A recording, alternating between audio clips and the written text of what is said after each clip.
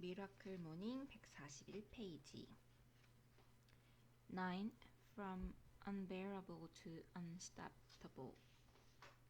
The real secret to forming habits that will transform your life in 30 days. Successful people aren't born that day. They become successful by establishing the habits of doing things unsuccessful people don't like to do. The successful people don't always like doing these things themselves. They just get on and do them. Motivation is what gets you started. Habit is what keeps you going.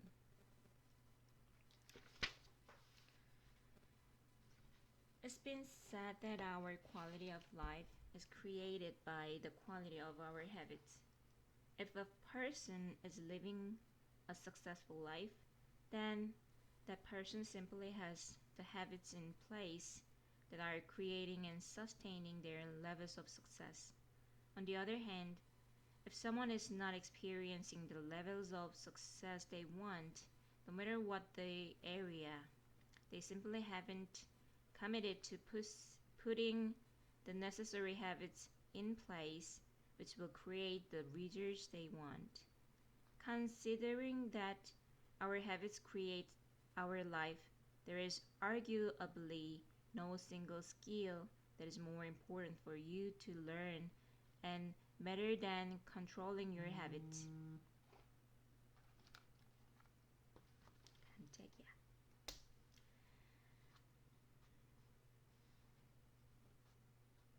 You must identify, implement, and maintain the habits necessary for creating the results you want in your life while learning how to let go of any negative habits which are holding you back from achieving your true potential. Habits are behaviors that are repeated regularly and tend to occur subconsciously. Whether you realize it or not, your life has been, and will continue to be created by your habits. If you don't control your habits will control you.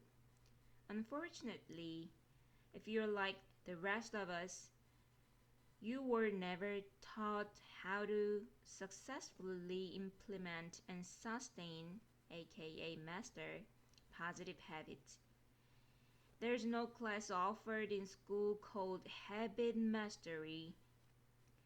There should be. Such a course would probably be more important to your success and overall quality of life than all of the other courses combined. Because they never learn to master their habits, most people fail at virtually every attempt to control them, time and time again. Take New Year's resolutions, for example. Habitable failure, New Year's revolution.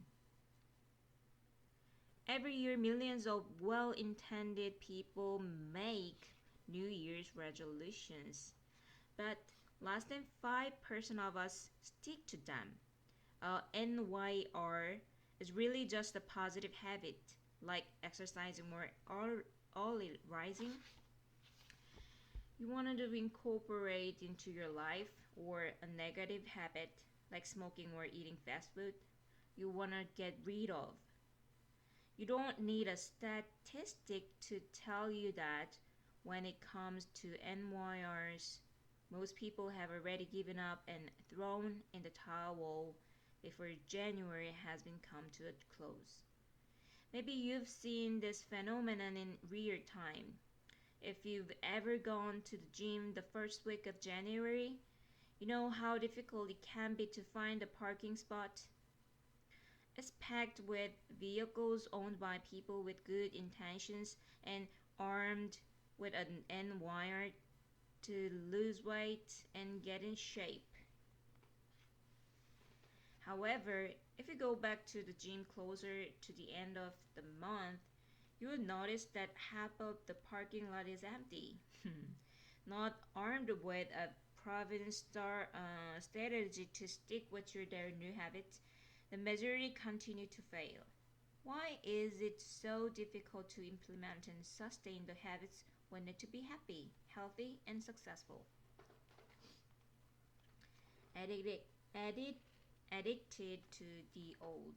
Change is painful. Yes, we are, at some level, addicted to our habits. Whether psychologically or physically, once a habit has been reinforced through enough repetition, it can be very difficult to change. That is, if you don't have an effective proven strategy. One of the primary reasons most people fail to create and sustain new habits is because they don't know what to expect and they don't have a winning strategy. How long does it really take to perform a new habit? Depending on the article you read or which expert you listen to, you will hear compelling evidence that it takes anywhere from a single hypnosis session, 21 days, or even up to 3 months to incorporate a new habit into your life or get rid of an old one. The popular 21-day myth may come from the 1960 book Cybernetics, A New Way to Get More Living Out of Life, written by cosmetic surgeon Dr. Maxwell Maltz. He found that amputees took, on average, 21 days to adjust to the loss of a limb. He argued that people take 21 days to adjust to any major life changes. Some argued that how long it takes for a habit to become truly automatic also depends on the difficulty of the habit. My personal experience and the real world research I've been seeing working with hundreds of coaching clients has led me to the conclusion that you can change any habit in 30 days if you have the right strategy. The problem is most people don't have any strategy, let alone the right one. So, year after year, they lose confidence in themselves and their ability to improve as failed attempt after failed attempt piles up and knocks them down. Something has to change. How can you become a master of your habits? How can you take complete control of your life and your future? By learning how to identify, implement, and sustain any positive habit you want and permanently remove any negative habit. You're about to learn the right strategy, one most people know nothing about. The Miracle Morning 30-Day Habit Mastery Strategy that actually works. One of the biggest obstacles preventing most people from implementing and sustaining positive habits is that they don't have the right strategy. They don't know what to expect and aren't prepared to overcome the mental and emotional challenges that are part of the process of implementing any new habit. We'll start by dividing the 30-day time frame necessary to implement a positive new habit or get rid of an old negative habit into 3 10-day phrases. Each of these phrases presents a different set of emotional challenges and mental roadblocks to sticking with the new habit. Since the average person is now aware of these challenges and roadblocks, when they face them, they give up because they don't know what to do to overcome them. Day 1 to 10. Phase 1.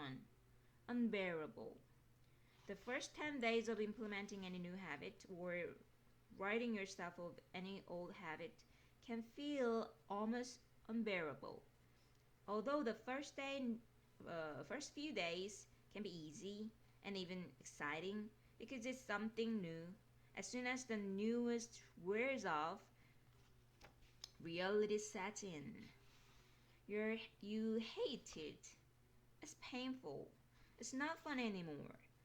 Every fiber of your being tends to resist and reject the change. Your mind rejects it, and you think, I hate this. Your body resists it and tells you, I don't like how this feels. If your new habit is waking up early, which might be a useful one to get started on now, during the first 10 days you experience might be something like this. The alarm clock sounds. Oh God, it's morning already. I don't want to get up. I'm so tired. I need more sleep. Okay, just 10 more minutes. Hit snooze button. The problem for most people is that they don't realize that this seemingly unbearable first 10 days is only temporary.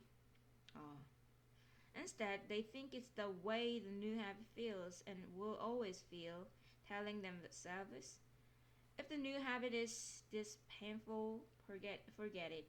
It's not worth it. As a result, 95% of our society, the mediocre majority, fail time to time again to start exercise routines, quit smoking, improve their diets, stick to a budget, or any other habit that would improve their quality of life. Here's where you have an advantage over the other 95%. See, when you're prepared for these first 10 days, when you know that it is the price you pay for success, that the first 10 days will be challenging, but they're also temporary. You can beat the odds and succeed. If the benefits are great enough, we can do anything for 10 days, right?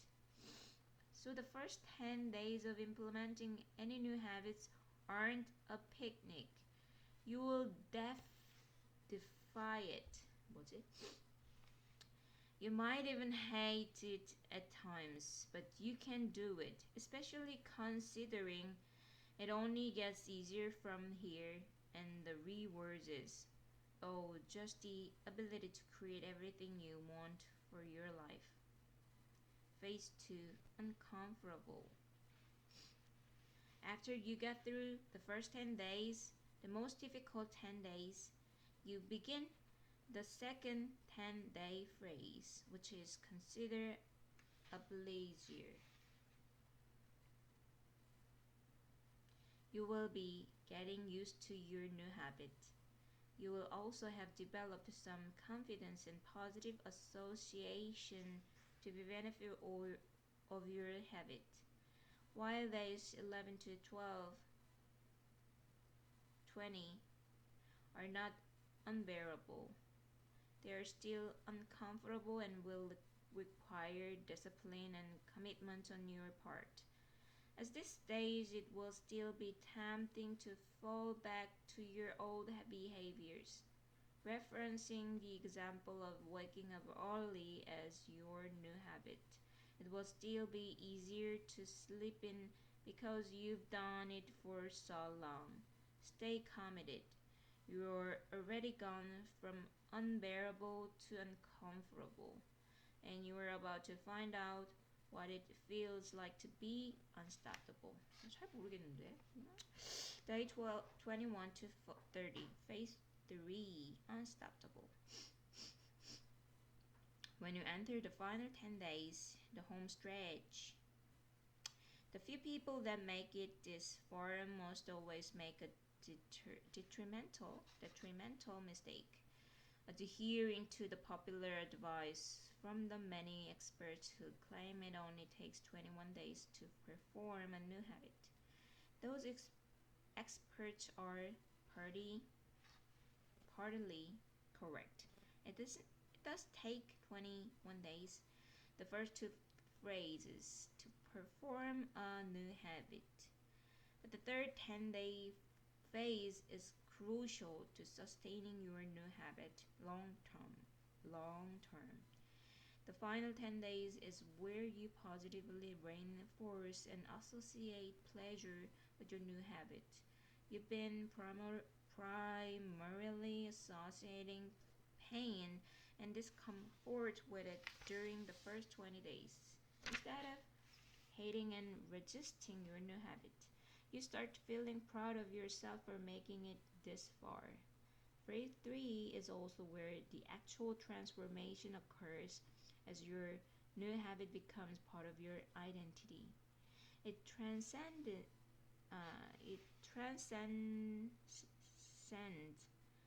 the space between something you're trying and who you're becoming. You start to see yourself as someone who lives the habit. Back to our example of waking up early. You go from having an identity that says, I am not a morning person, to I am a morning person. Instead of dreading your alarm clock in the morning, now when the alarm goes off, you are excited to wake up and get going because you've done it for over 20 days in a row. You're starting to see and feel the benefits.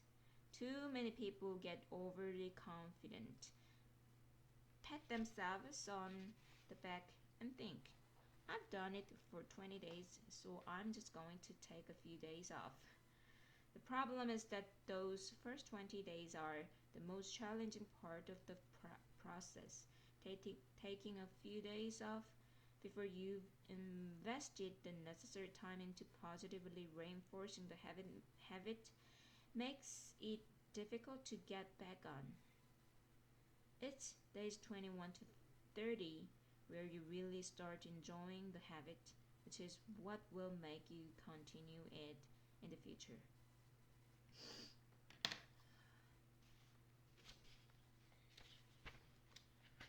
But I hate running. I'm not a runner though, John. In fact, I hate running. There's no way I couldn't do it. Come on, Hall. It's to raise money for the Front Row Foundation, John Bargoff responded. Look, I didn't think I could do a marathon either, but once you commit to it, you will find a way to make it happen. And I'm telling you, it's truly a life-changing experience. I think about it. Telling John I would think about it. It was really just my way of getting him off my back. Don't get me wrong, I absolutely believed in and supported the life-changing work done by the Front Row Foundation.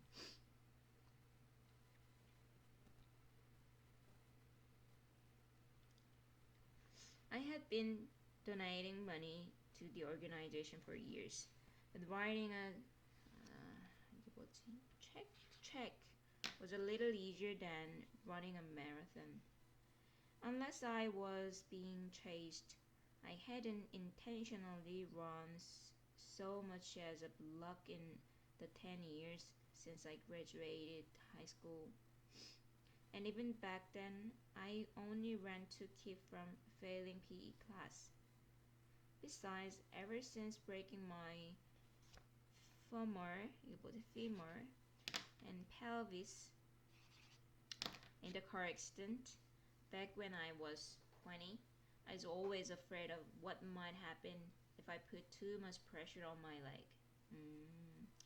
In fact, every time I went snow skiing, I couldn't help but have vision of me tripping and taking a hard fall, then having the metal rod in my leg break through the skin of my thigh. It's a gruesome thought. But breaking your limbs and being told you may never walk again can do that to you. A week later, after my conversation with John, one of my coaching clients, Katie Fingerhut, completed her second marathon. Oh, it's so amazing. I feel like I can do anything now. Between John and Katie's enthusiastic testimonies, for marathon running, I was starting to think maybe it was time for me to overcome my limiting belief about not being a runner and just start running like everything else in life. If they could do it, then so could I. So I did. The next morning, intend on completing my first mile on my journey to completing a marathon. I put on my basketball shoes. Sound familiar? And headed out the front door of my house. I was actually looking forward to it. Remember, the first few days of any new habit are often exciting. Down the driveway, I hustled, motivated, and inspired. Onto the sidewalk, I ran. As I stepped from the sidewalk to the street, my ankle twisted on the curb, and I collapsed, lying on the pavement, writhing in pain and gripping my ankle. I thought to myself, everything happens for a reason, so I guess today wasn't the day for me to start running. I try again tomorrow, so I did. 30 days from unbearable to unstoppable. 너무 긴데. The next day, I officially began my marathon training. My excitement only lasted for a few blocks as the physical pain began to remind me of what I believed for so long. I am not a runner. My hips ached. My femur was sore. But I was committed. I completed my first painful mile, but I realized I needed help. I needed a plan. I drove to the bookstore and purchased the perfect book for me, The Non-Runner's Marathon Trainer by Dave Wissett. Now I had a pain. Day 1 to 10. The first 10 days of running were both physically painful and mentally challenging. Every single day I fought a constant battle in my head with the voice of mediocrity telling me it was okay to quit. But it wasn't. Do what's right, not what's easy. I reminded myself. I kept running. I was committed. Day 11 to 20. Days 11 to 20 were only slightly less painful. I still didn't like running, but I didn't really hate it anymore. For the first time in my life, I was forming the habit of running every day.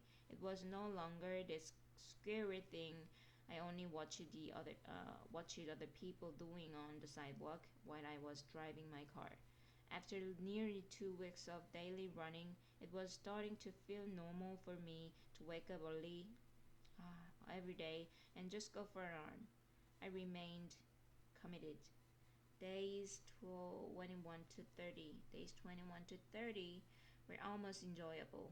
I had almost forgotten what it felt like to hate running. I was doing it without much thought. I just woke up, put on my running shoes. Yes, I had invested in a pair and loved my miles each day.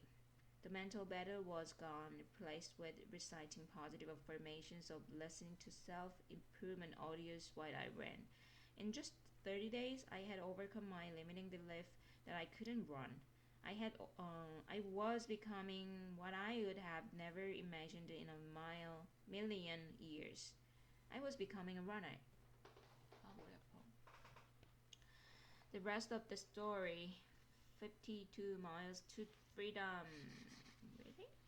Just 30 days after beginning the habit of running, something that had been so foreign and unpleasant to me for my entire life. I had completed 50 miles, culminating in my first 6-mile run. I called John to celebrate. He was excited for me and always looking to help me raise my own standards. He presented me with a challenge. John knew me well enough to know that in the peak emotional state I was in, I would likely accept any challenge. Why don't you run an ultra marathon? If you're going to run 26 miles, you might as well run 52. Only John would suggest such logic. I think about it. This time, when I told John I would think about it, I actually meant it. I was intrigued by the ideas of pushing myself even further and running 52 consecutive miles. Maybe John was right. If I was going to run 26, I might as well run 52. I mean, shoot. If I could go from running 0 mile to being able to run 6 consecutive miles in just 4 weeks, and I still had 6 months until the Front Row Foundation's annual Run for the Front charity run, why not set the bar a little higher and go for 52? So I did. I was even somewhat able to convince a friend and 2 of my brave coach clients to do it with me. 6 months later, I had logged 465 miles, including 3 20-mile runs, and had traveled across the country to meet with 2 of my favorite coaching clients, James Hill and Fabian Felicia, and longtime friend Alicia Enderer. So the 4 of us could attempt to run 52 miles during the Atlantic City Marathon. John even flew out to show his support. There was just one logistical challenge though. Atlantic City wasn't set up for any ultra marathon runners, so we improvised. We met on the boardwalk at 3:30 a.m. 여기까지만 읽어요.